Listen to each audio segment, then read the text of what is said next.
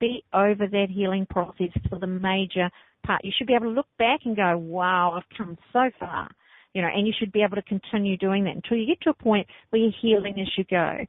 Kunzite, I love kunzite. What a lovely, lovely stone. Gratitude. If you're really unappreciative, if you find it very hard to enjoy your environment, enjoy your kids, enjoy your job, even if there's nothing really wrong, if you find that you're overly critical, not because you're being critical and judgmental, but because you're not finding it easy to have gratitude. Gratitude is something we're taught. Our parents teach us that, really. If a person is your parent is there and you do everything they ask and then you're still in trouble or they're still critical of you, it's very hard for you to accept and enjoy the things around you. Kunzite will help you do that. Enjoyment of day-to-day life, appreciation, it's that kind of an energy that you're looking for, and wonderful with it. It's what you really need to get that appreciation factor going for you. Iolite is not the most common stone, but brilliant for your inner vision. Now, I know that azurite and level are often used for your third eye, etc., but iolite actually has a more clear perspective on it. So it's your inner vision. I can see from me. I don't need to be looking out there. Inner vision, I know myself so well in relation to what's up there. It's transparent. It's got that beautiful deep indigo blue. It's got that beautiful clear. You can see through it. It's clarity. It's like looking into an abyss almost that you can see just on the other side there's something. So it clears away the fog. Spiritual vision. If you need to see forward, up, in, around, if you need to see the energy forcing, pushing, molding or changing a situation, iolite's a wonderful crystal to have. Azurite's your insight. Doing dong. Ding dong. Insight is always going to be about inner vision.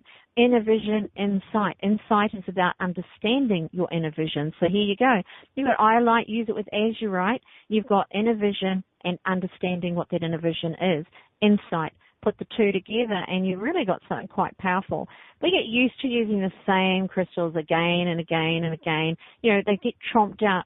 That we actually build up an almost like a blasé, is that the right word? Not a barrier against them. We're not letting it do its job anymore. We're so familiar. There's your azurite. Lapis lazuli, sorry. Complacent, that's it, Jenny. Your past vision with azurite, use it to look back so you can understand something that's happened in your past.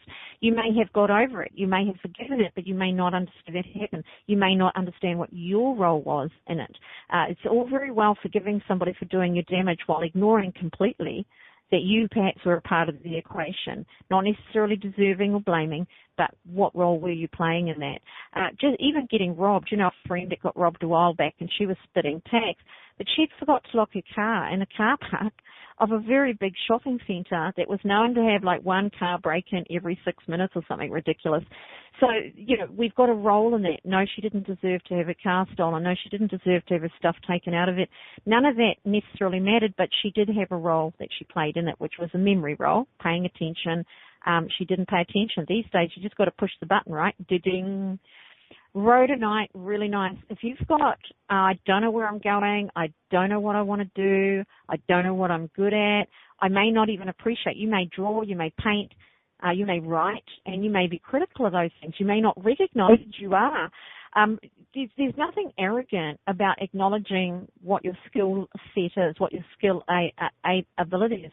Anywhere we go to buy anything, somebody is telling us their product or their talent that made that product is good and worth the dollar value that it's applied to it.